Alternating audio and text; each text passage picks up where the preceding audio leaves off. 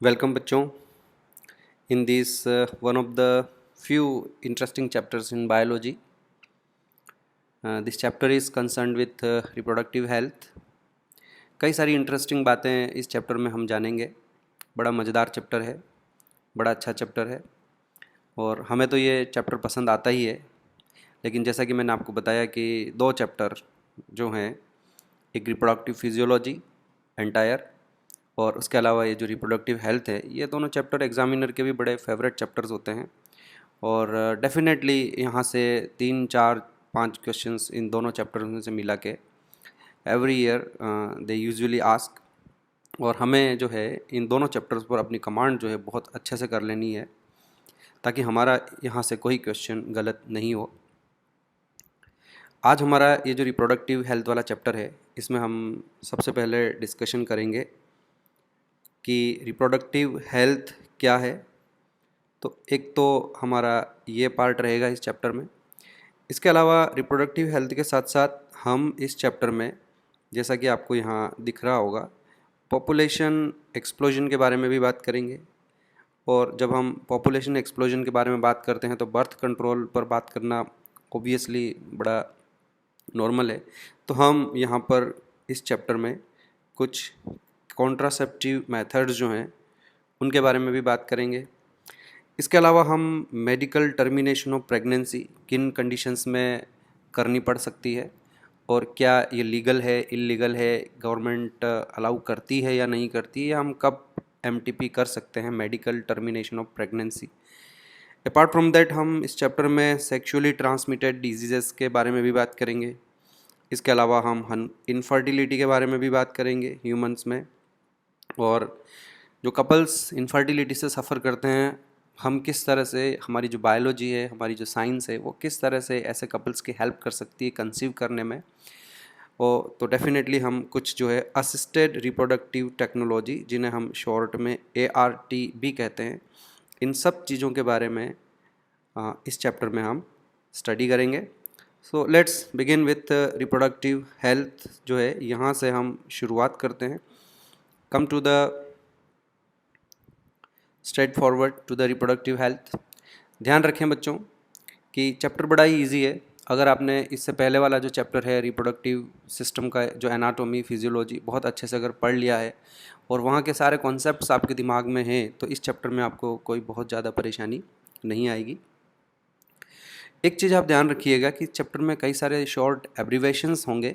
हमें वो सारे एब्रीवेशंस जो है चैप्टर के एंड में आप एक बना लें, लिस्ट बना लें, क्योंकि 6 7 एब्रीवेशंस आएंगे. मैं उन सभी एब्रीवेशंस के बारे में आपको पढ़ाऊँगा, बताऊँगा, पर आपको उनकी एक लिस्ट भी बनानी है ताकि एग्ज़ाम में वहाँ से भी फ्रिक्वेंटली क्वेश्चंस आते रहते हैं, तो हमारा वो पार्ट भी गलत नहीं होना चाहिए. सबसे पहले बात करते हैं हम कि what is the reproductive health. तो इसके लिए जो WHO है, वहाँ से एक हमें डेफिनेशन मिली हुई है. According to WHO, world health organisation, reproductive health means a total well-being in all aspects of reproduction. Health क्या होती है, ये हमें पता है कि हमारे जब बॉडी फिज़िकली फिट हो, हमारे सारे सिस्टम्स प्रॉपरली वर्क करते हैं, हमारा डाइजेस्ट सिस्टम सही है, हमारा रेस्पिरेटरी सिस्टम सही है, हमारी किडनी सही है, हमारे सारे ऑर्गन्स, BP, हार्ट वगैरह, everything is working correct, perfectly, normally, तो हम कहते हैं कि द पर्सन इज़ हेल्दी. लेकिन हेल्थ में सिर्फ फिज़िकल फिटनेस नहीं आती बच्चों, और वो भी पर्टिकुलरली जब रिप्रोडक्शन की बात करें तो रिप्रोडक्टिव हेल्थ में फ़िज़िकल फिटनेस की बात तो हम करेंगे ही करेंगे. फ़िज़िकल फिटनेस मतलब इसका मीनिंग ये हो गया कि जो रिप्रोडक्टिव ऑर्गन्स हैं, दे आर वर्किंग नॉर्मली. तो अगर रिप्रोडक्टिव ऑर्गन्स नॉर्मल वर्क कर रहे हैं, but that is not the only criteria to define reproductive health. We have to include 3 more aspects in the reproductive health, and those are emotional aspects, behavioral aspects, and social aspects. I would like to give you example like जो reproductive health या sexual health है, it should include certain parameters like it should have a positive and respectful approach. respectful approach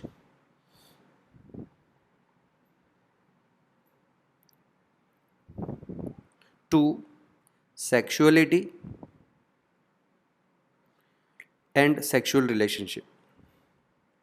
That is very important part. तो ये क्या है कि ये बाकी के 3 जो हमारे पास पैरामीटर्स हैं, इमोशनल, बिहेवियरल और सोशल, उनको भी इंक्लूड करता है.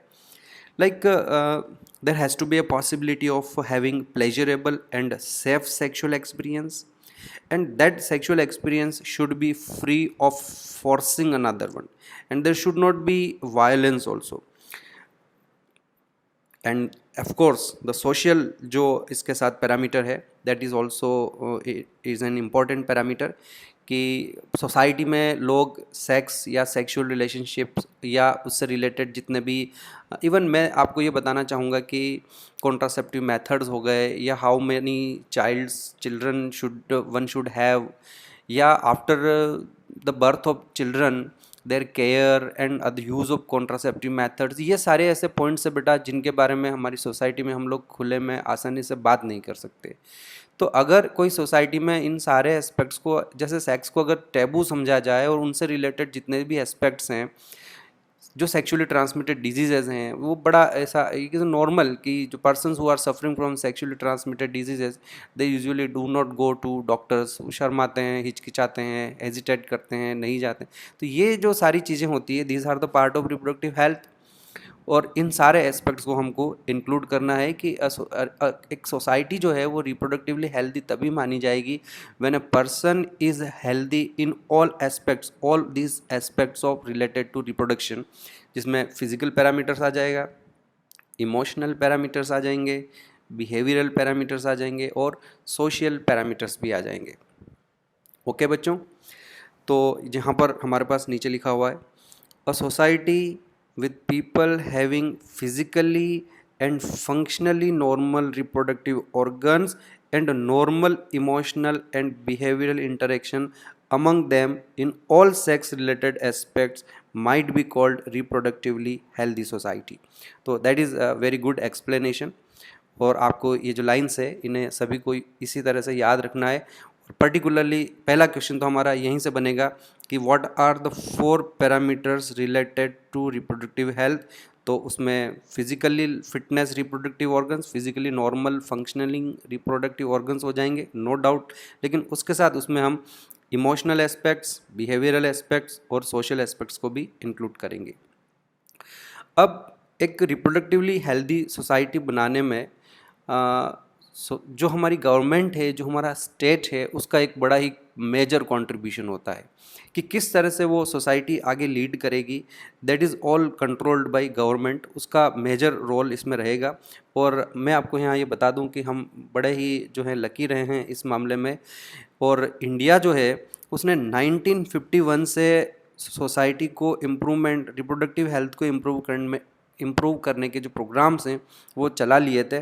और ये भी एक हमारा इम्पोर्टेंट फैक्ट है, एग्ज़ाम में ये क्वेश्चन आता है कि to attain reproductive health as a social goal, India initiated family planning programme in 1951. तो वो कंट्रीज़ जिन्होंने रिप्रोडक्टिवली हेल्दी सोसाइटी डेवलप करने में इनिशिएटिव लिए थे, उनमें से India is among the first country 1951 से. ये बात और है कि हम कितने सक्सेसफुल हुए हैं, कितने सक्सेसफुल नहीं हुए, वो हम इस बारे में भी डिस्कस करेंगे कि अभी तक हम सारे पैरामीटर्स को फुलफ़िल नहीं कर पाए हैं, 100% सक्सेस हमको नहीं मिला है. और या फिर मैं तो ये भी कहूँगा कि we are far from the our गोल.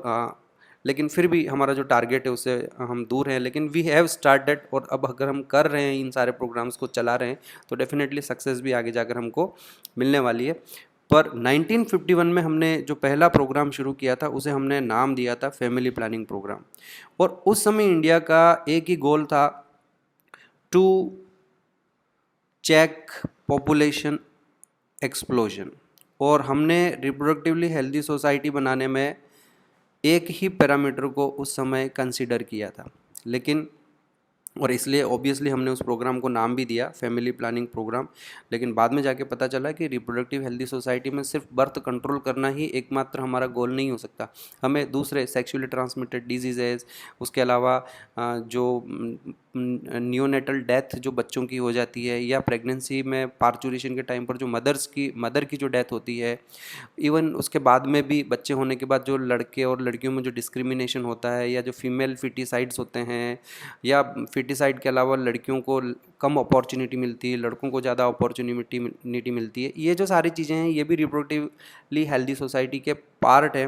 तो ऐसे में हमने कई सारे नए एस्पेक्ट्स भी जोड़ने पड़े, और प्रेजेंटली हमारा जो एक नया प्रोग्राम चल रहा है, हमने उस फैमिली प्लानिंग प्रोग्राम को इलॉबरेट किया, उसको थोड़ा और बढ़ाया, और उसमें कई दूसरे जो पैरामीटर्स हैं उनको भी इंक्लूड किया। और प्रेजेंटली जो इंडिया में प्रोग्राम चल रहा है उसको हमने नाम दिया है reproductive and child health care programme, RCH, जिसको हम शॉर्ट में कहेंगे। तो आपको याद रखना है बच्चों, this is the present programme which we are running, और India is running to improve the reproductive health of the society. 1951 में जो पहला प्रोग्राम हमने शुरू किया था उसमें हमने सिर्फ पॉपुलेशन एक्सप्लोजन पर ही बात करी थी, इसलिए उसका नाम भी था फैमिली प्लानिंग प्रोग्राम। पर अब आप जैसा कि देख सकते हो, reproductive and child health care programme जो अभी हमारा प्रेजेंटली चल रहा है, और इस प्रोग्राम के हमारे मेनली 2 गोल हैं बच्चों। पहला जो है वो ये है, creating awareness among people about various reproduction related aspects. तो सबसे पहले तो यही रहेगा कि जो हमारी सोसाइटी के जो पीपल हैं, जो हमारे लोग हैं, उन्हें हम उनमें अवेयरनेस लानी रहेगी। और अवेयरनेस के अलावा फिर हमारा ये भी रहता है कि आप लोगों को कहें कि भाई आपके 2 बच्चे होने चाहिए, आप रेगुलर उनका वैक्सीनेशन कराएं, जो डिलीवरी होगी वो हॉस्पिटल में होनी चाहिए, उसके बाद आपको ये फूड मिलना चाहिए, वो फूड मिलना चाहिए, वैक्सीनेशन होना चाहिए। ये सारी चीज़ें तो आप अवेयरनेस में ला देंगे, लेकिन क्या ये पॉसिबल है कि जो इंडिया जैसी कंट्री के जो पुअर लोग हैं उन सब को ये फैसिलिटी वो क्या कर सकते हैं, क्या वो इतना एक्सपेंडिचर कर सकते हैं? डेफिनेटली वो नहीं कर सकते हैं। तो फिर रिस्पॉन्सिबिलिटी किसकी रहेगी? अगेन द रिस्पॉन्सिबिलिटी जो होगी वो गवर्नमेंट की रहेगी। तो ये जो हमारा प्रोग्राम है, उस प्रोग्राम में हमारा जो दूसरा गोल रहेगा वो ये रहेगा कि providing facilities and support for building up A reproductively healthy society.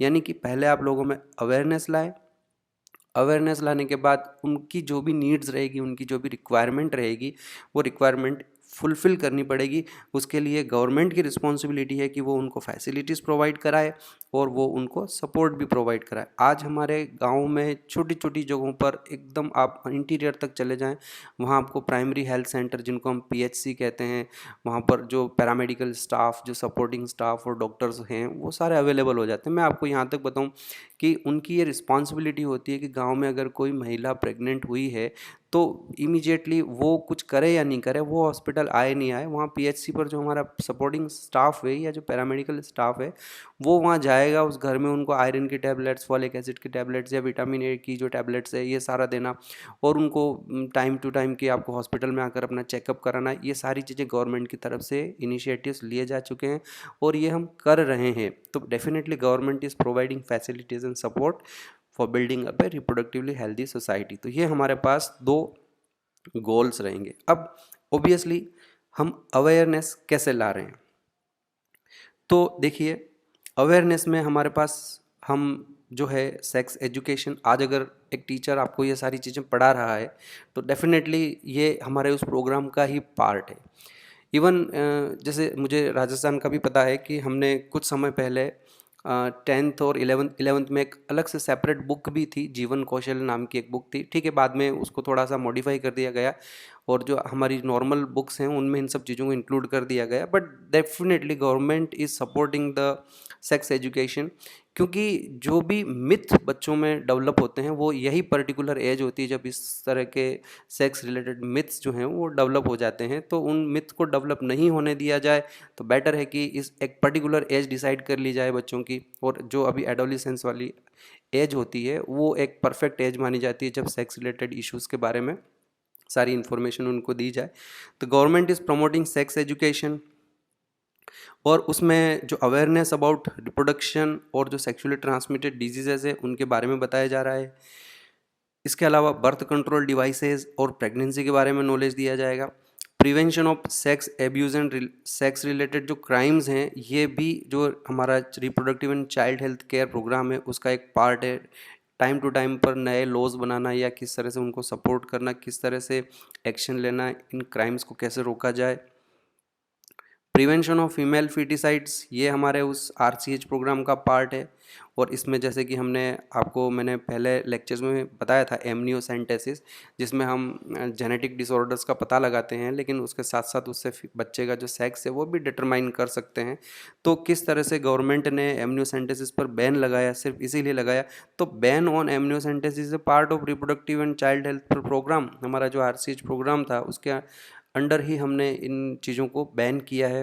और इसके अलावा government is regularly supporting research on reproduction related areas. तो ये जो हमारे सारे पार्ट्स हैं बच्चों, ये सब RCH में हम कवर करते हैं, reproductive and child health care programme में। हम इन सभी पॉइंट्स को वन बाय वन डिस्कस करेंगे। सबसे पहले हम बात करते हैं सेक्स एजुकेशन और अवेयरनेस के बारे में। With the help of audio visual and the print media, government and non-government agencies have taken various steps to create awareness। आप रेगुलरली देखते रहे होंगे, कभी टीवी पे, कभी रेडियो पे, या इवन हम जो हमारे मोबाइल डिवाइसेस को जब हम सर्फिंग करते हैं तो इनके बारे में जो एड्स हैं, एडवर्टाइजमेंट जो हैं वो रेगुलरली आते रहते हैं। इवन न्यूज़पेपर जो प्रिंट मीडिया है वहाँ पर भी इनके बारे में गवर्नमेंट भी इंफॉर्मेशन प्रोवाइड करती है। और कई सारी जो नॉन गवर्नमेंटल एजेंसीज होती है, ऑर्गेनाइजेशंस होते हैं, उन्हें भी गवर्नमेंट की तरफ से इंस्ट्रक्शंस होते हैं कि they have to create awareness about reproduction and related aspects. और न सिर्फ गवर्नमेंट की रिस्पॉन्सिबिलिटी है या NGOs की रिस्पॉन्सिबिलिटी है, इसके अलावा सेक्स एजुकेशन और अवेयरनेस में पेरेंट्स की, क्लोज रिलेटिव्स की, टीचर्स की और फ्रेंड्स जो हैं उनकी भी एक मेन रिस्पॉन्सिबिलिटी इसमें रहती है। बच्चे जो हैं वो बाहर से कहीं जो अननोन उनके फ्रेंड्स, जो सो कॉल्ड फ्रेंड्स, बेसिकली कई सारे ऐसे लोग होते हैं जो फ्रेंड्स नहीं हैं, वहाँ से गलत इन्फॉर्मेशन ले लें और अपनी लाइफ में कुछ मिथ डेवलप कर लें। उससे बेहतर है कि जो या तो बिल्कुल क्लोज फ्रेंड्स हों, पेरेंट्स हों, टीचर्स हों, वो उनको इसके बारे में अगर इन्फॉर्मेशन प्रोवाइड कराएंगे तो ये जो इन्फॉर्मेशन होगी वो ज़्यादा ऑथेंटिक होगी और उससे आगे उनको काफ़ी हेल्प मिलेगी। गवर्नमेंट की तरफ से, जैसे कि अभी मैंने आपको थोड़ी देर बताया कि introduction of sex education in schools should also be encouraged. Proper information should be provided about reproductive organs, adolescence and related changes, safe and hygienic sexual practices और सेक्सुअल ट्रांसमिटेड डिजीज़। इन सब चीज़ों के बारे में अवेयरनेस जो है sex education में include करते हैं हम, और इन सब चीज़ों के बारे में बताया जाता है। और जैसा कि मैं भी आगे जाकर आपको पढ़ाने वाला हूँ कि कुछ एडोलिसेंस से रिलेटेड चेंजेस और सेक्सुअली ट्रांसमिटेड डिजीजेस, ये सब चीज़ें हम इनको डिस्कस करेंगे। And it is a part of sex education. और न सिर्फ जो हमारे टीनेजर्स या एडोलिसेंस हैं, उसके अलावा अवेयरनेस की जो रिक्वायरमेंट होती है वो इवन फर्टाइल कपल्स को भी होती है, क्योंकि हर कपल जो है वो साइंस पढ़े लिखे नहीं होते हैं, या साइंस की बात छोड़े, इंडिया में जो है पढ़े लिखे भी कई सारे नहीं होते हैं, और अगर होते हैं तो भी प्रॉपर नॉलेज नहीं होता है, क्योंकि मिथ जो है इधर उधर से ज़्यादा डेवलप होते हैं। तो जो हमारे फर्टाइल कपल्स हैं वो, या फिर जो मैरिजेबल एज ग्रुप के कपल्स हैं, they should be educated about, उन्हें भी एजुकेट करने की ज़रूरत होती है। कई सारे तो डॉक्टर्स के पास चले जाते हैं, डॉक्टर्स उनको कुछ बता देते हैं, लेकिन अगर नहीं भी बताया जाए तो फिर उनको जो गवर्नमेंट या दूसरी हमारी इस तरह की एजेंसीज़ है उनकी तरफ से उनको सपोर्ट और इन्फॉर्मेशन मिलनी चाहिए।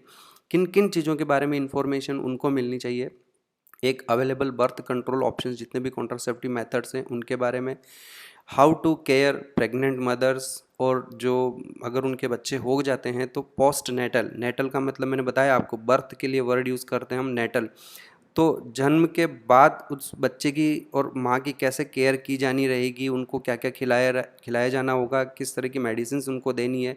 तो how to care post natal mother and child, ये इन यंग कपल्स को, जो फर्टाइल कपल्स होते हैं उनको इनके बारे में, importance of breast feeding is a part of that thing, equal opportunities for the male and the female child, awareness of problem due to uncontrolled population growth and social evils like sex abuse and sex related crimes, इन सारी चीज़ों को जो है, इन सारे aspects को उनको aware कराना ज़रूरी है और ये कराया जाता है टाइम टू टाइम। गवर्नमेंट इनके बारे में इनिशिएटिव लेती रहती है। अपार्ट फ्रॉम दैट, ये सिर्फ अवेयरनेस से ही काम नहीं चलेगा। जो गवर्नमेंट अभी जैसा कि हमने बात करी है कि government has to provide infrastructure support and facilities. तो जो रिप्रोडक्शन रिलेटेड जितने भी हमारी प्रॉब्लम्स है like pregnancies, deliveries, STDs, sexually transmitted diseases, abortions, contraception, menstrual problem, infertility, इन सब के बारे में मेडिकल असिस्टेंस जो है वो प्रोवाइड कराना is again the role of government. और इतने सारे जो हमारा गवर्नमेंट की फंडिंग्स है, उन फंडिंग को लेकर हम एक बात हमारे अब सामने ये आई है कि we have done a lot thing, we have developed infrastructure facilities. जैसा कि मैंने आपको बताया कि मतलब छोटे छोटे जो गांव होते हैं, गांव ढाणियाँ या गांव में पहाड़ों पर इधर उधर घर होते हैं, वहाँ तक हमारी जो है अप्रोच अब पहुँच चुकी है। और जो पहले जिस तरह से बच्चे जो है घरों में ही हो जाते थे, वो जो एक धाय माँ जिनको कहते हैं, या गांव में कोई भी इस तरह से डिलीवरी करा लेती थी, इस तरह की डिलीवरीज अब काफ़ी कम हो चुकी है। अब सारी जो डिलीवरीज होती है वो मोस्टली प्राइमरी हेल्थ सेंटर पर या जो नियर बाई हॉस्पिटल्स हैं, चाहे प्राइवेट हॉस्पिटल्स हो या चाहे गवर्नमेंट हॉस्पिटल्स हो, वहाँ जाकर होती है। प्रोफेशनल एक्सपर्टाइज हम डेवलप कर चुके हैं। मटेरियल सपोर्ट भी, इवन जितने भी कॉन्ट्रासेप्टिव मेथड्स हैं जो वो सारे हॉस्पिटल्स के अंदर फ्रीली अवेलेबल होते हैं। जो इनिशियल रिक्वायरमेंट होती है मेडिसिन की, वो फ्रीली अवेलेबल है। वैक्सीनेशन के लिए जो भी हमें उन बच्चों को या मदर को वैक्सीनेशन की रिक्वायरमेंट होती है, पर्टिकुलरली जो पोस्ट नेटल नियोनेटल बच्चे जो होते हैं, उनको सारा जो वैक्सीन्स हैं वो फ्री में अवेलेबल है। और इवन गवर्नमेंट इज़ ट्राइंग कि अगर कोई नई डिस्कवरी होती है, कुछ नया कुछ इंट्रोड्यूस होता है इनसे रिलेटेड, तो गवर्नमेंट कोशिश करती जितना जल्द हो सके उसको अपनी जो सोसाइटी है उसमें उसको इम्प्लीमेंट करे, उसे स्टार्ट कर दिया जाता है। और ये जैसे कि नई चीज़ पता चली थी कि people are misusing rather amniocentesis, तो इमीडिएटली इन टेक्निक्स को हमने उस समय बैन किया। और देखो, गवर्नमेंट के जो इतने सारे एफर्ट्स थे, उनके कुछ सक्सेसफुल आउटकम्स भी रहे हैं कि अभी पहले की कंपैरिजन में people have better awareness about sex related matters. There is A increased number of medically assisted deliveries. जैसा कि मैंने बताया आपको कि पहले डिलीवरीज ऐसे घर में बिना किसी मेडिकल असिस्टेंस के हो जाती थी, कोई डॉक्टर नर्स की रिक्वायरमेंट, मतलब वो लोग बुलाते ही नहीं थे, घर में ही बच्चे हो जाते थे। और ऐसे में फिर क्या होता है कि या तो जो बच्चा है उसकी डेथ, या जो मदर है उसकी डेथ होने के चांसेस बहुत ज़्यादा थे। हाई जो है इन्फेंट मॉर्टेलिटी रेट होती थी। और लेकिन अब ये जो मॉर्टेलिटी रेट है ये कम हो चुकी है, क्योंकि अब जो है डिलीवरीज जो होती है वो मोस्टली मेडिकली असिस्टेड होती है, हॉस्पिटल्स में ही होती है। इवन मैं आपको बताऊं कि इंसेंटिव्स दिए जाते हैं कि कपल्स कुछ ऐसे भी हैं गांव में जो प्रिफर नहीं करते हॉस्पिटल में जाना, तो ऐसे में उनको मोटिवेट करने के लिए हमारे कई सारी गवर्नमेंट की जो है स्कीम्स होती है कि अगर आप हॉस्पिटल में आकर डिलीवरी कराएंगे तो that much amount will be deposited in your account. और डेफिनेटली जैसे हमारे राजस्थान में एक स्कीम चल रही है जननी सुरक्षा योजना, तो उसके अंतर्गत हम उनको इंसेंटिव्स देते हैं, तो इसकी वजह से वो मोटिवेट होते हैं और वो प्रिफ़र करते हैं कि जो बच्चे हैं डिलीवरीज जो है वो हॉस्पिटल में जाके कराई जाए। Now there is a better post natal care leading to decreased maternal and infant mortality rate. तो ये एडवांटेज हो गया कि पहले जो है मैटरनल मॉर्टेलिटी रेट, मैटरनल का मतलब हो गया कि डिलीवरी के टाइम पर जो माँ है उसकी जो डेथ होती थी उसको मैटरनल मॉर्टेलिटी रेट कहेंगे, और उसी समय अगर इन्फेंट जो बच्चा पैदा हुआ उसकी डेथ होती है तो उसको इन्फेंट मॉर्टेलिटी रेट कहते हैं। इसमें एक ड्रामेटिकल डिक्रीज़ आ चुका है पहले के कंपैरिजन में काफ़ी। और एक और चीज़, increase number of couples with small families. जो पहले जिस तरह से बड़ी बड़ी फैमिलीज़ हुआ करती थी, अब हमारी जो फैमिलीज़ की साइज़ है वो छोटी होने लगी है। कई सारे ऐसे प्रोग्राम आपने सुने भी होंगे, हम दो हमारे दो, इस तरह के चलाए गए, काफ़ी सारे प्रोग्राम चलाए गए। तो अब जो फैमिलीज़ जो हैं वो काफ़ी छोटी साइज़ की होने लगी है, प्रीफर करते हैं कि एक या दो बच्चे हों। और इवन जो ऐसा इम्प्रूवमेंट हो चुका है कि जो शहरी जो हमारी अर्बन कपल्स होते हैं वो तो इवन वन चाइल्ड नॉर्म जो है उसको भी फॉलो करने लगे हैं। वो एक ही बच्चा उनको होता है और उसके बाद वो उसको रोक देते हैं। गवर्नमेंट भी इसमें काफ़ी इंसेंटिव, जैसा कि मैं बता दूं कि अगर कोई कपल है और उसकी एक सिंगल डॉटर है और after that they they they opt for contraceptive method और सेकंड चाइल्ड उनका नहीं होता है, तो ऐसे बच्ची, ऐसी एक सिंगल गर्ल चाइल्ड जो होगी उसके लिए अप टू हायर एजुकेशन तक जो है सब कुछ फ्री होता है। अगर वो ऐसे इंस्टीट्यूट और अच्छे जो हमारे नेशनल लेवल के इंस्टीट्यूट्स हैं वहाँ पर भी उनकी एजुकेशन जो है वो फ्री होती है। तो ये गवर्नमेंट के इंसेंटिव्स हैं। अभी हमारे पास इन रिसर्च वगैरह में हमने इम्प्रूवमेंट किया है। We have better detection cure of STDs, जो कि पहले नहीं हुआ करता था। There is an overall increased medical facilities for all sex related problems. यहाँ पर एक एग्जांपल है ये बेसिकली डेवलपमेंट ऑफ सहेली, जिसके बारे में मैं डेफिनेटली बात करना चाहूँगा। आपको ध्यान रखना है इस बारे में कि सहेली जो है एक नॉन स्टेरॉयडल कॉन्ट्रासेप्टिव पिल है। हम बात करेंगे आगे कॉन्ट्रासेप्टिव पिल्स की, तो हमें पता चलेगा कि जितनी भी कॉन्ट्रासेप्टिव पिल्स होती है उसमें मोस्टली एस्ट्रोजन और प्रोजेस्टेरॉन हार्मोन्स होते हैं। और हम जानते हैं कि ये जो हार्मोन्स हैं ये स्टेरॉइड्स होते हैं, पर ये हमने एक जो ड्रग बनाई है, मेडिसिन बनाई है, नॉन स्टेरॉयडल कॉन्ट्रासेप्टिव पिल। यहाँ इसका मेंशन क्यों कर रहा हूँ मैं, क्योंकि हमारा जो RCH प्रोग्राम था, reproductive and child health care programme, उस प्रोग्राम के अंडर में हमने जो इंडिया के रिसर्च इंस्टीट्यूट्स हैं उनको फंडिंग प्रोवाइड करी। और उसी फंडिंग का एक मेजर आउटकम है कि जो हमारा central drug research institute CDRI के नाम से, देखो मैंने कहा आपको कि इस चैप्टर में कई सारे एब्रीवेशंस आएंगे, आप उनको याद रखना है। CDRI, central drug research institute, ये लखनऊ में है। और वेरी इंटरेस्टिंग कि ये जो ड्रग हमने, ब्रांड नेम इसका मार्केट में सहेली है, सहेली के नाम से ये कॉन्ट्रासेप्टिव पिल जो है बेची जाती है और इंडिया ने ही डेवलप की है। तो ये बेसिकली जो हमारा सक्सेसफुल आउटकम है उसी का एक पार्ट है, that we also have developed a contraceptive pill. बड़ी फेमस है ये। इसमें जो सॉल्ट है, जो ड्रग इसमें है, उसका नाम भी आपको याद रखना पड़ेगा, ये इंपॉर्टेंट है बच्चों, ध्यान रखना। उसमें ऑर्मेलॉक्सिफिन या उसमें सेंट क्रोमेन, उसी ऑर्मेलॉक्सिफिन को हम सेंट क्रोमेन भी कहते हैं। मैं आपको इसका मैकेनिज्म ऑफ जो एक्शन है वो थोड़ा एक्सप्लेन कर देता हूँ, आपको अभी समझ में आ जाएगा, उसके बाद हम उसको पढ़ेंगे। देखिए बच्चों, हम जानते हैं कि ये यहाँ पर इस तरह से यूट्रस है सपोज,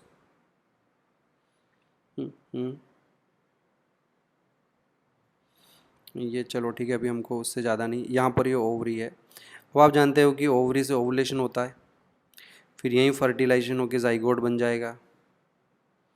अब ये जाइगोट धीरे धीरे 3-4 दिन में, 5 दिन में नीचे की ओर आएगा और फिर 2-3 दिन यहाँ ये यूटरस में भी स्टे करता है। यहाँ पर ये हमारी एंडोमेट्रियम है, ठीक है बच्चों। तो ये जाइगोट जो है अल्टीमेटली, जाइगोट तब तक क्या बन चुका होगा, ब्लास्टोसिस्ट बन चुका होगा विद इन 7 डेज। तो ये यहाँ इम्प्लांट होगा। अब हमारी ये जो ड्रग है, ये जो सेंट क्रोमेन जो हमने डेवलप की है, इसका क्या रोल है बच्चों, ये क्या करेगी कि ये जो ये एस्ट्रोजन के रिसेप्टर से जाके बाइंड होती है। हम जानते हैं कि एंडोमेट्रियम की ग्रोथ करवाने का जो रोल होगा वो कॉर्पस ल्यूटियम से जो एस्ट्रोजन फॉलिकल से जो एस्ट्रोजन बनता है, हमारा डेवलपिंग फॉलिकल है पहले 14 दिनों में, वहाँ से जो एस्ट्रोजन बनेगा वही एस्ट्रोजन एंडोमेट्रियम की ग्रोथ को सपोर्ट करता है, उसको स्टिमुलेट करता है। अब हमारा ये जो हार्मोन है ये उन्हीं एस्ट्रोजन नॉट हार्मोन, हमारी ये जो ड्रग है सेंट क्रोमेन या ऑर्मेलॉक्सिफिन जिसको हमने कहा है, ये उन्हीं रिसेप्टर से जाके बाइंड होती है जहाँ पर एस्ट्रोजन बाइंड होता है।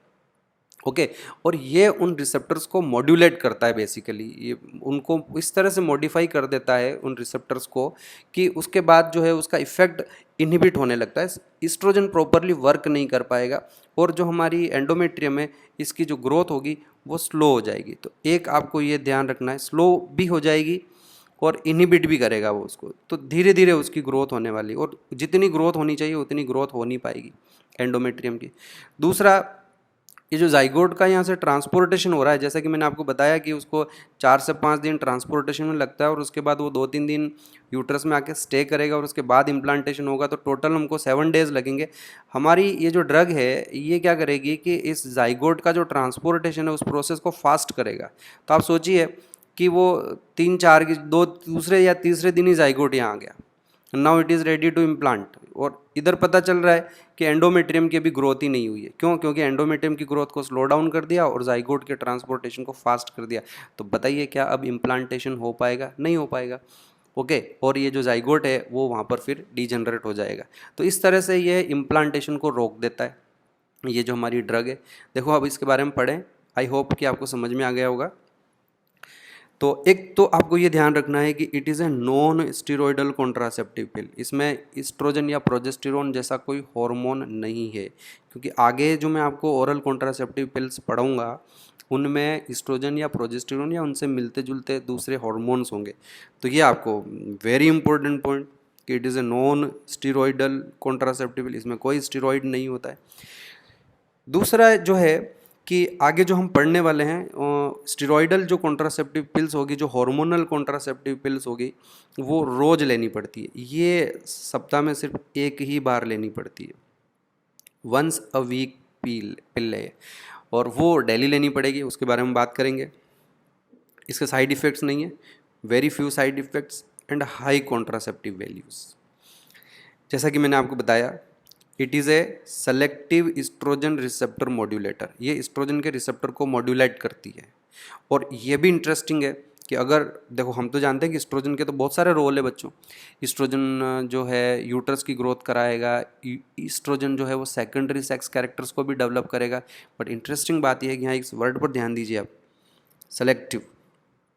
सेलेक्टिव का मतलब ये हो गया कि ये जो हमारी ड्रग है ऑर्मेलॉक्सिफिन, ये पूरी बॉडी में जहाँ जहाँ एस्ट्रोजन बाइंड होता है वहाँ वहाँ अफेक्ट नहीं करता है, वहाँ अपना इफेक्ट नहीं दिखाता है। इसका जो ड्रग का टारगेट है वो सिर्फ दो ही जगह पर है, एक ये यूट्रस में और दूसरा ब्रेस्ट में भी इसका थोड़ा सा इफेक्ट रहेगा, लेकिन उससे कोई बहुत नुकसान होने वाला नहीं है।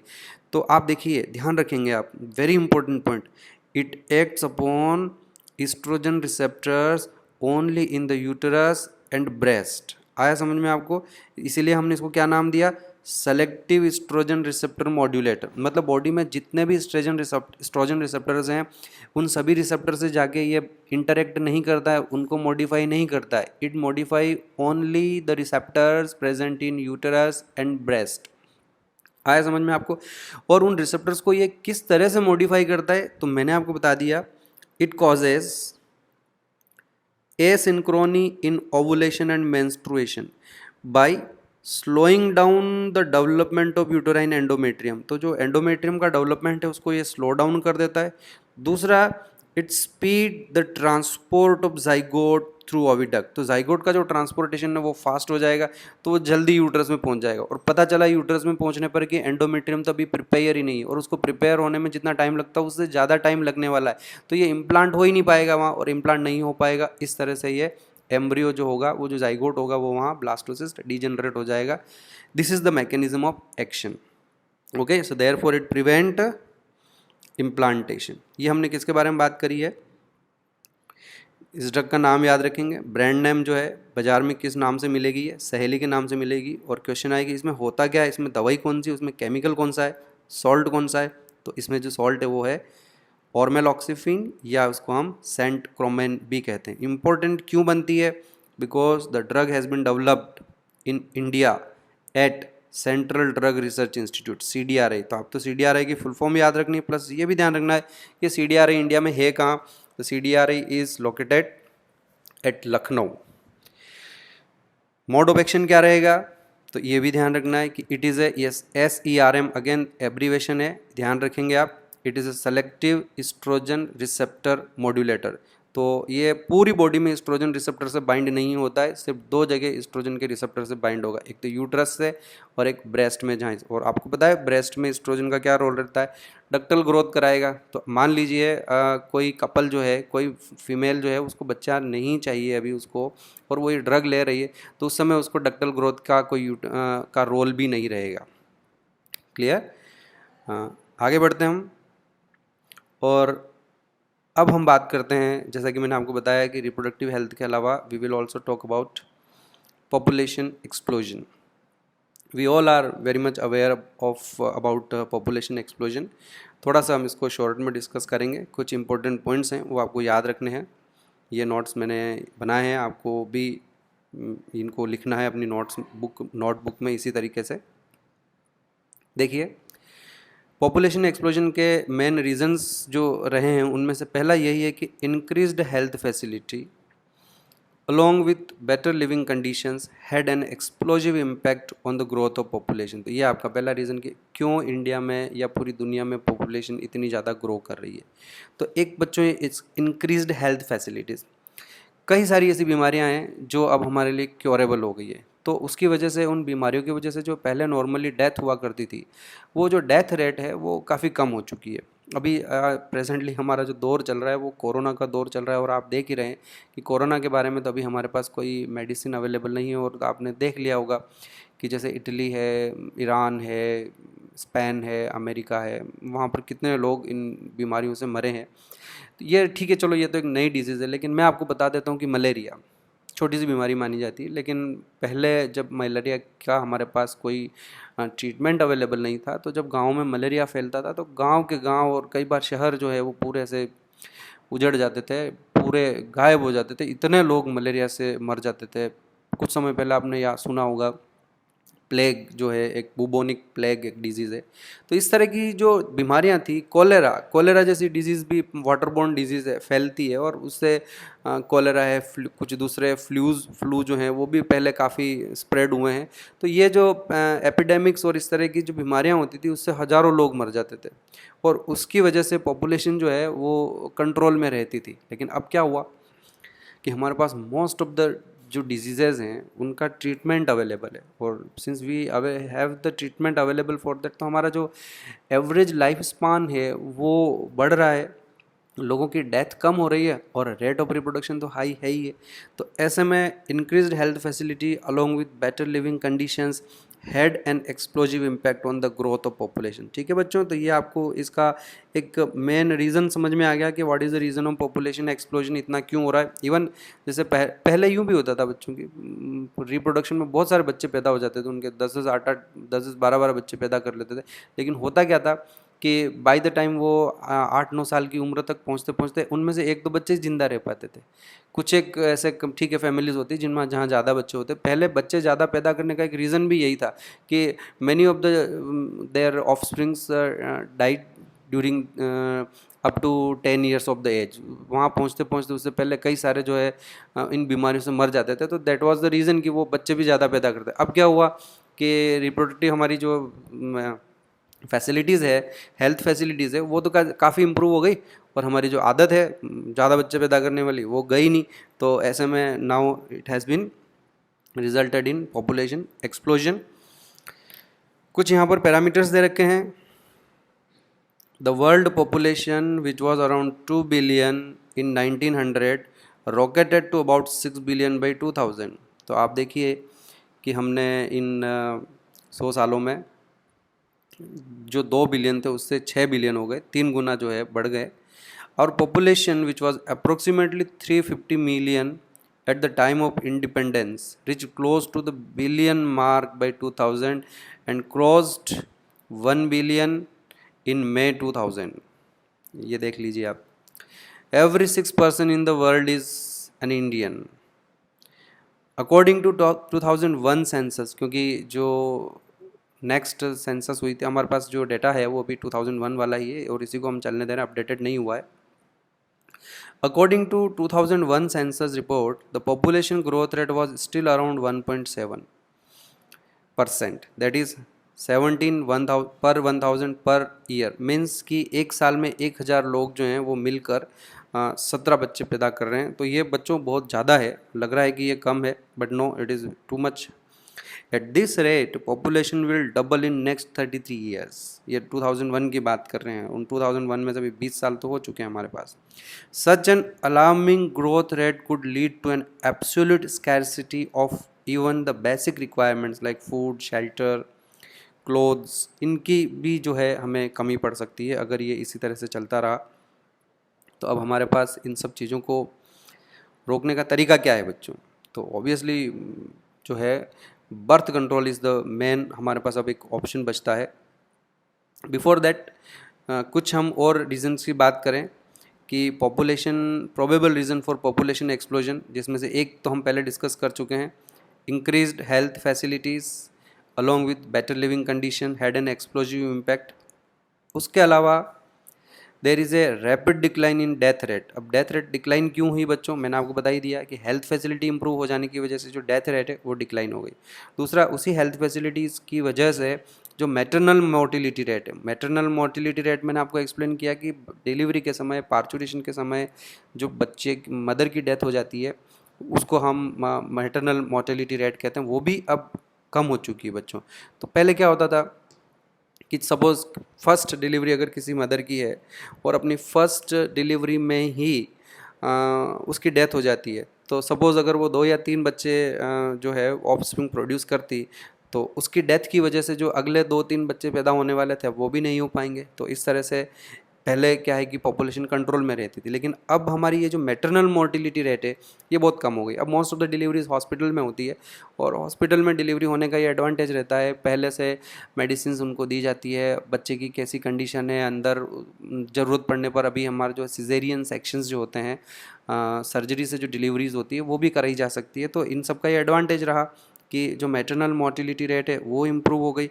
और दूसरा, इन्फेंट मोर्टिलिटी रेट, कि पैदा होने के बाद जो बच्चे की डेथ होनी थी वो भी, जैसा कि मैंने आपको बताया कि पहले कई सारे बच्चे उसी समय जन्म के समय उनकी डेथ हो जाती थी, अब वो भी नहीं रहता है, क्योंकि असिस्टेड जो मेडिकली असिस्टेड डिलीवरीज होती है उसमें ये एडवांटेज रहेगा कि इवन हम तो अब तो ये कंडीशन है कि जो प्रीमैच्योर बेबीज़ हो जाते हैं 7वें महीने में जो जन्म ले लेते हैं, हम उनको भी सर्वाइव करा लेते हैं। तो ऐसे में क्या है कि जो हमारा इन्फेंट मोर्टेलिटी रेट है वो भी हमारी अब डिक्रीज़ हो चुकी है। तो ऐसे में obviously there is a reason कि पॉपुलेशन तो एक्सप्लोड होना ही है। दूसरा, there is an increase in number of people in reproducible age. मैं यहाँ एक ग्राफ बनाता हूँ, ध्यान से समझेंगे आप उसको, कि एक हमारे पास ये कंडीशन है कि सपोज़ ये मैंने एक उल्टा ट्राइंगल बना लिया है और मैं इसको यहाँ ऐसे डिवाइड कर लेता हूँ। ये जो नैरो पार्ट है ये बता रहा है कि नंबर ऑफ़ पीपल बता रहा है। तो ऑब्वियसली मान लीजिए कि कोई एक कंट्री है और वहाँ की पॉपुलेशन ऐसा है कि वहाँ पे ये जो सबसे नीचे वाले हैं ये up to 1 to 18 years age वाले हैं, ओके। और ये जो इससे थोड़े ज़्यादा हैं इनको मान लीजिए आप 18 ईयर से 50 ईयर्स मान लेता हूँ, क्योंकि ये रिप्रोड्यूसिबल एज होती है, इसमें बच्चे पैदा होते हैं। और ये जो है आप 50 से अबव वाले जितने भी हैं, 50 से अबव वाले, 51 से अबव वाले, वो सारे हैं। अब ये कोई देश है और यहाँ पे ये जो इसकी विड्थ है बच्चों, है ना, ये विड्थ ये बता रही कि वहाँ पर कौन से लोग ज़्यादा हैं। तो क्योंकि यहाँ नीचे जो विड्थ है वो कम है, इनकी विड्थ ज़्यादा है और इनकी विड्थ सबसे ज़्यादा है, तो ये बता रहा है कि ये एक ऐसा देश है जिसकी पॉपुलेशन आने वाले टाइम में जाके कम होने वाली है। रीज़न क्या है मैं समझा देता हूँ आपको, कि ये जो ऊपर टॉप वाला हमारा ग्रुप है, ये वाला, ये कुछ समय बाद मर जाएंगे। एट द मोमेंट सबसे ज़्यादा वहाँ पर कौन से लोग हैं, इसकी विड्थ से आपको आइडिया लगाना है कि विड्थ ये सबसे ज़्यादा है। इसका मतलब इस देश में जो 50 साल से ज़्यादा उम्र के लोग हैं उनका काउंट सबसे ज़्यादा है, और जो 18 से 50 साल के लोग हैं जो रिप्रोडक्टिवली एक्टिव हैं उनका काउंट इनसे कम है, 50 साल से कम है ये लोग। तो इसका क्या रीज़न है, ये कम क्यों है?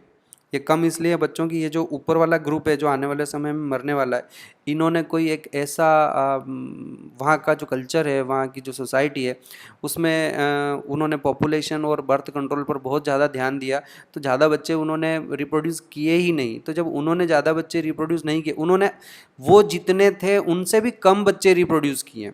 सपोज़ एक कपल है, उस एक कपल 2 जने हैं, वो 2 जनों ने मिलके एक ही बच्चा रिप्रोड्यूस किया है, तो मान लीजिए 100 लोग हैं, तो 100 लोगों ने मिलकर सिर्फ 50 बच्चे ही पैदा किए। तो ऐसे में ये जो हमारा ग्रुप है, बीच वाला ग्रुप 18 से 50 साल वाला, ये जो है और कम है, ये लोग कम है। और अब आप देखिए कि इनके जो नीचे वाले ग्रुप है, सबसे हम बेस पर आ जाएं, ये बिल्कुल नैरो है, ये और नैरो हो गया। तो ऐसे में इसका मतलब ये हो गया कि जो अभी प्रेजेंट जो जनरेशन है 18 से 50 साल वाले, वो तो उनमें से तो कई सारे ऐसे कपल हैं जो बच्चे ही पैदा नहीं कर रहे हैं। और यही रीज़न है कि उस देश में 1 से 18 साल के जो बच्चे हैं उनका संख्या और कम है। तो अब इस देश का आगे आने वाले टाइम में क्या होने वाला है, फ्यूचर क्या रहेगा, वहाँ की पॉपुलेशन पर क्या रहेगा। पूरा देश ओल्ड पॉपुलेशन वाला देश है ये। इस देश में आगे आने वाले टाइम में ये होगा कि जैसे ही ये मरेंगे, सबसे टॉप ऊपर वाले मरेंगे, है ना, ये वाले जब मरेंगे तो ये ऊपर चले जाएंगे, पर अब इनका काउंट जो है वो पहले वाले से कम रहेगा और ये ऊपर चले जाएंगे। और यही ट्रेंड रहा तो ये जो ग्रुप जब यहाँ बीच वाले 18 से 50 साल की एज ग्रुप में पहुँचेगा, हो सकता है ये और बच्चे पैदा नहीं करें, तो आने वाले टाइम में इस देश की जो पॉपुलेशन है वो कम होने वाली है। ठीक है।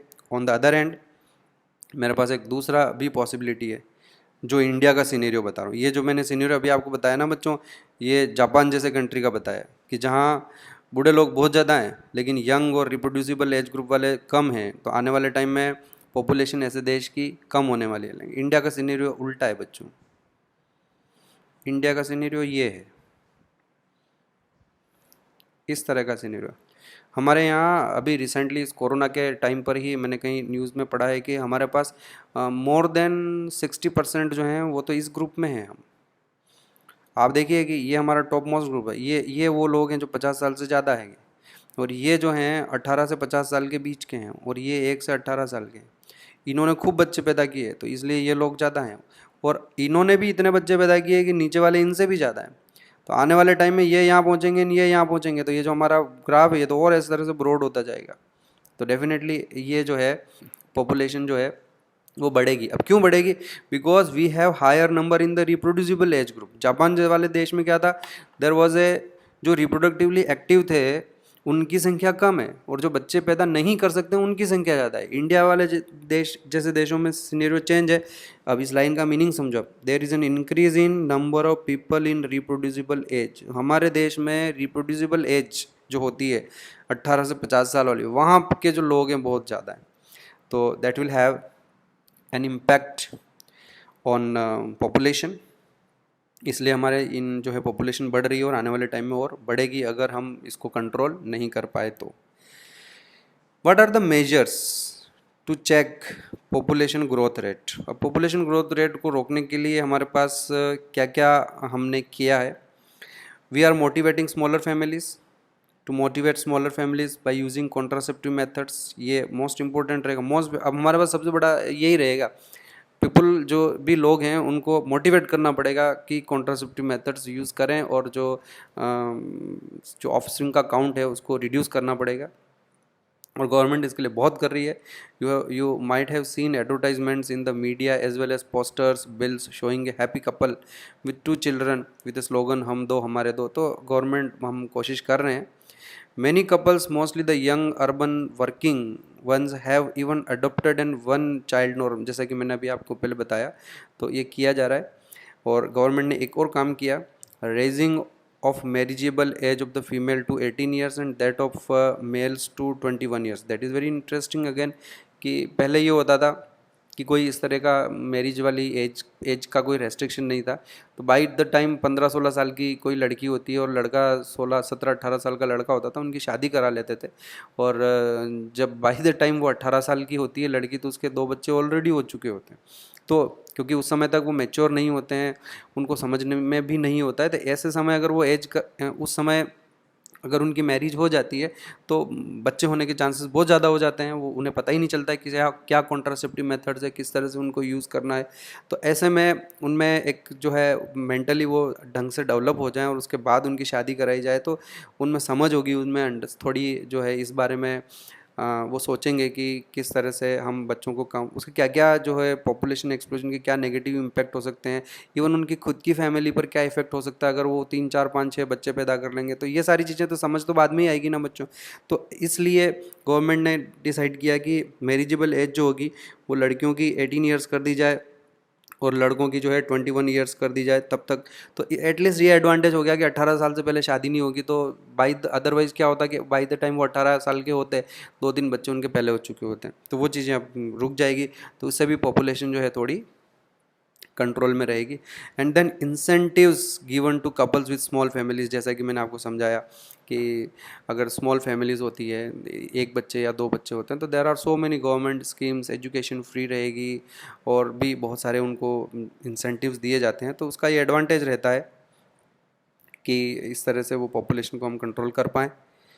Then come to the contraceptive methods, क्योंकि अब जो हमारा पॉपुलेशन एक्सप्लोजन को, जैसा कि हमने बताया कि there is only one thing and that is birth control. तो अब हमारा ये जो चैप्टर है वो कॉन्ट्रासेप्टिव मेथड पर आकर हम इसको जो है डिस्कस करेंगे। अब सबसे पहले हम properties of an ideal contraceptive methods पढ़ लेते हैं कि एक जो कॉन्ट्रासेप्टिव मेथड है उसकी आइडियल कॉन्ट्रासेप्टिव मेथड किसको कहते हैं। तो बच्चों ये कुछ इम्पोर्टेंट उसकी प्रॉपर्टीज़ है कि जो कॉन्ट्रासेप्टिव मेथड्स हैं वो यूज़र फ्रेंडली होने चाहिए। ऐसा नहीं हो कि उनको यूज़ करना बड़ा ही डिफ़िकल्ट हो, कॉम्प्लिकेटेड प्रोसेस हो जाए, तो ऑब्वियसली जो कपल्स होंगे वो उससे दूर भागेंगे और they will not prefer to use that. तो एक पहला जो मेन कैरेक्टरिस्टिक रहेगा एक अच्छा कॉन्ट्रासेप्टिव मेथड, तो वो यूज़र फ्रेंडली होना चाहिए। दूसरा obviously it should be easily available.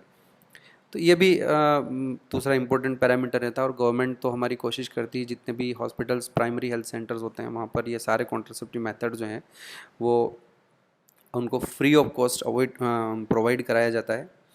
दूसरा एक अच्छा कॉन्ट्रासेप्टिव मेथड वो भी माना जाए जो इफेक्टिव तो हो, फेलियर रेट कम हो, है ना, इफेक्टिवनेस तो होनी चाहिए उसकी, प्लस रिवर्सिबल, कि अगर कोई कपल जो है वो बच्चे अभी नहीं चाहता है और वो कॉन्ट्रासेप्टिव मेथड यूज़ कर रहा है, तो ये नहीं होगा उन कॉन्ट्रासेप्टिव मेथड को यूज़ करने से वो हमेशा के लिए ही become unable to produce offspring. तो जब भी वो कॉन्ट्रासेप्टिव मेथड्स को यूज़ करना बंद करे तो he should again become fertile. तो रिवर्सिबिलिटी इज़ वेरी इंपॉर्टेंट, कि जब वो कॉन्ट्रासेप्टिव मेथड को यूज़ नहीं करे तो उसकी फर्टिलिटी रीगेन हो जानी चाहिए। Then the contraceptive method should not have, या अगर कुछ है तो लीस्ट साइड इफ़ेक्ट होना चाहिए। नो और least side effect, no side effect हो तो बहुत ही अच्छा है, लेकिन अगर हो तो वो मिनिमम साइड इफ़ेक्ट्स होने चाहिए। और दूसरा एक अच्छा कॉन्ट्रासेप्टिव मेथड वो भी माना जाएगा which should not interfere with sexual drive और डिज़ायर, या सेक्शुअल एक्ट को वो इंटरफेयर नहीं करना चाहिए। इन द सेंस ड्राइव और डिज़ायर की बात करता हूँ मैं सबसे पहले, कि हमने कुछ समय पहले गॉसिपॉल एक ड्रग जो थी उसको डेवलप किया गया था, मेल कॉन्ट्रासेप्टिव पिल थी वो, लेकिन उससे पता चला कि उससे स्पर्मेटोजेनेसिस इनिबिट होती है और वो एक अच्छा कॉन्ट्रासेप्टिव मेथड था। पर उससे ये भी पता चला कि उससे बॉडी में LH, FSH और टेस्टोस्टेरोन का लेवल कम हो जाता है, और सेक्स हार्मोन का लेवल कम हो जाने की वजह से उसकी जो सेक्सुअल ड्राइव है, उसकी जो डिज़ायर है सेक्सुअल, वो ही कम हो जाती थी। तो ऐसे कॉन्ट्रासेप्टिव मेथड को हम एक अच्छा कॉन्ट्रासेप्टिव मेथड नहीं मान सकते। अब देखिए यूँ तो ऐसा है बच्चों कि अगर किसी मेल का टेस्टिस ही दोनों बाहर निकाल दिए जाए, तो बोल टेस्टिस बाहर निकाल देंगे, स्पर्मेटोजेनेसिस होगी नहीं, और that is a very good contraceptive method, है ना, ये 100% एफिकेशियस। लेकिन बच्चों जैसे ही आपने उसके टेस्टिस निकाले तो टेस्टिस से तो टेस्टोस्टेरोन भी तो बनता है। तो अगर आपने removal of testis as a contraceptive method use कर लिया, तो ऐसे में जो मेजर एक इसमें ड्रॉबैक ये रहेगा कि उसकी जो सेक्सुअल ड्राइव होगी, वो जो उसकी डिज़ायर होगी, वो कम्प्लीटली ख़त्म हो जाएगी। तो ऐसे में जो टेस्टिस को बाहर निकालने का प्रोसेस है जिसको हम ऑर्किडेक्टोमी कहते हैं, it can not be considered as a contraceptive method. और दूसरा जो सेक्सुअल एक्ट है, जो इंटरकोर्स का जो प्रोसेस है, कॉपुलेशन का जो प्रोसेस है, उस प्रोसेस में किसी तरह का कोई इंटरफियर नहीं होना चाहिए उस कॉन्ट्रासेप्टिव मेथड को। तो दिस इज़ अनदर जो है property of an good ideal contraceptive method. तो एग्ज़ाम में इस तरह से भी क्वेश्चन आ सकता है कि which one of the following is not property of ideal contraceptive method. तो फिर आपको पास ये जो 5 पॉइंट हैं इनको आपको याद रखना है। एक अच्छा या आइडियल कॉन्ट्रासेप्टिव मेथड किसे कहेंगे? जो यूज़र फ्रेंडली हो, इजीली अवेलेबल हो, इफ़ेक्टिव हो, प्लस रिवर्सिबिलिटी भी होनी चाहिए उसकी। नो और लीस्ट साइड इफ़ेक्ट, उसके साइड इफ़ेक्ट नहीं होने चाहिए, and it should not interfere with sexual drive या जो सेक्सुअल डिज़ायर है उसको इंटरफेयर ना करे, और सेक्सुअल एक्ट जो है, जो प्रोसेस है सेक्सुअल इंटरकोर्स का, उस इंटरकोर्स को भी वो इंटरफेयर नहीं करे। इस पॉइंट को समझाने के लिए मैं बताऊं कि जो कॉन्डम्स होते हैं, अब कई सारे कपल्स जो हैं वो कॉन्डम को प्रीफर नहीं करते हैं as a contraceptive method, because due to presence of that condom, people many couples feel that there is a reduced pleasure. तो ये बेसिकली एक तरह से एग्जाम्पल हो गया कि it is interfering the sexual act. Got it. तो अब आज हम इतना ही करते हैं। आपको आइडियल जो कॉन्ट्रासेप्टिव मेथड्स की प्रॉपर्टीज़ है वो आपको ये याद करनी है। और अब हमारा जो आगे का पार्ट होगा उसमें हम डिस्कस करेंगे कि what are the contraceptive methods, उनका मैकेनिज्म ऑफ एक्शंस क्या है, उनके एडवांटेजेस क्या हैं, उनके डिसएडवांटेजेस क्या हैं, इन सारी चीज़ों को हम डिस्कस करेंगे नेक्स्ट लेक्चर से। आज के लिए इतना ही बच्चों, थैंक यू वेरी मच।